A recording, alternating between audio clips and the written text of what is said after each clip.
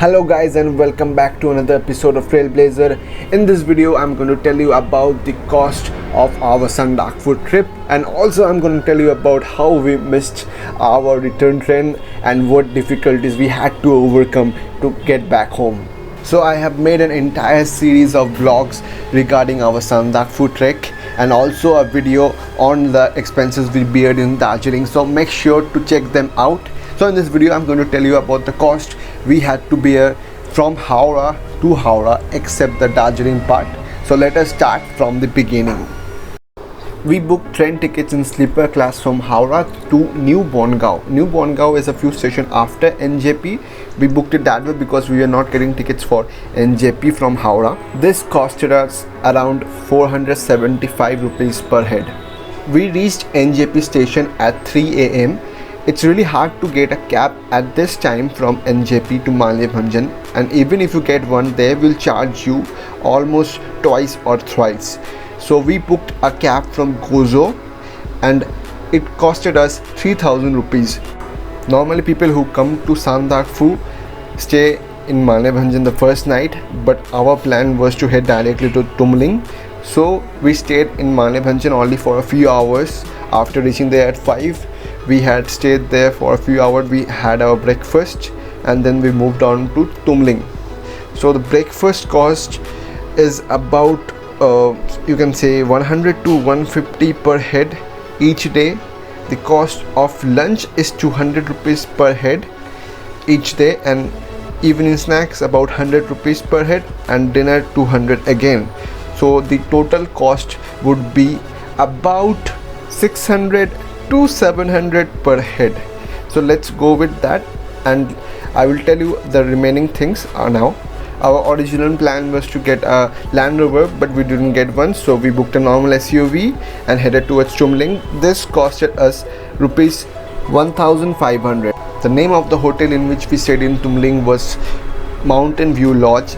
The cost over there was 400 rupees per head. We had breakfast, lunch on the way, the cost of which I have already told you.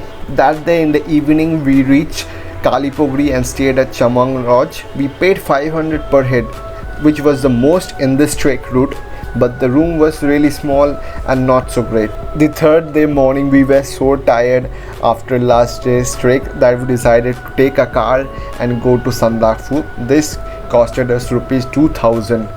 In Sandakphu we stayed at GTA Trekker's Hut, which is really cheap, only 200 rupees per bed. And then the next day we headed out from Sandakphu to Srikhola. We trekked that entire day, so the only two costs except for breakfast and lunch which we had to bear was the car cost from Srikhola to our homestay in Sepi. And also we decided to do barbecue at night, so we had to pay extra for that. The homestay in Srikhola costed us rupees 500 per head, but it was kind of worth it because the room was huge.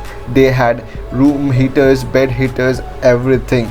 So I guess this was the best money we have spent on this trekking route for a hotel room. We booked a share car from Srikhola to Darjeeling, which was actually like really surprisingly cheap. It costed us only rupees 60 per head. I have made a separate video where I talk only about the expenses that we had beared in Darjeeling. So if you want to know what kind of expenses you might expect in your Darjeeling trip, you can watch that video. Link will be in the I button. The last day at Darjeeling we were having our lunch at 1 PM and left at 2 PM for NJP. Our train was at 7:30 PM, so we would basically have around 2 hours of free time in our hand once we reach NJP. But then this happened. We were faced with 3 hours of traffic. There was a long row of repair work going on for some unknown reason, and that caused huge traffic on both the sides. And we reached NJP at 8:30 PM, which was 1 hour after which our train was scheduled to depart. So before telling you what we did next, let me tell you the cost of this cab which we took from Darjeeling 2 NJB. This costed us rupees 2300 rupees, and we also booked this from Kozo. I decided to drop at Tenzin Norgay bus stop instead of the railway station because I heard that there were buses to Kolkata, but I was slightly wrong about the timing. The last bus to Kolkata is at 8:30 p.m. and we reached the bus stop at that exact moment. So there was no direct bus to Kolkata at that time. We had to take a stop at Behrampur and then take another bus from Behrampur to Kolkata. The bus to Behrampur was a good one, it was a sleeper one, but the bus from Behrampur to Kolkata, my god, that was one of the worst 7-hour journey of my life.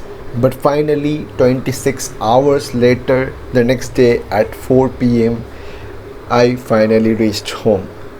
So this was my journey summarized. If you like this video, subscribe to my channel and stay tuned for more entertaining and exciting contents like this.